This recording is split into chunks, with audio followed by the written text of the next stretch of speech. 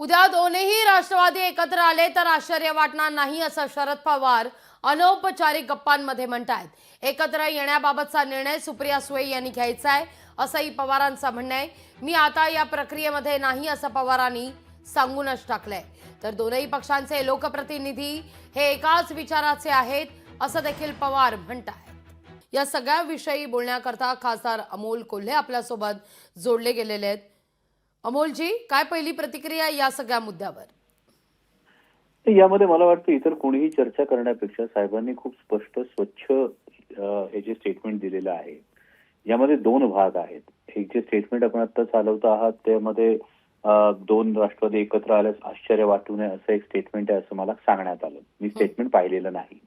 त्याचबरोबर दुसरं स्टेटमेंट असं आहे की सध्याची जी काही देशातली परिस्थिती आहे, सीमेवरची परिस्थिती, ही सगळी परिस्थिती निवळल्यानंतर बोलू। त्यामुळे मला असं वाटतं की लगेच कुठलेही तर्क काढण्याची घाई करण्याची आवश्यकता नाही।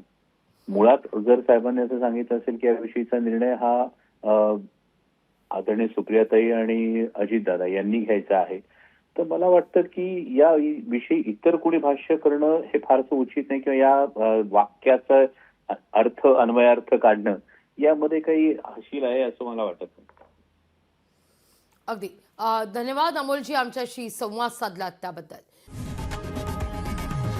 लोकशाही मराठी ऐका, पहा, जागरूक रहा।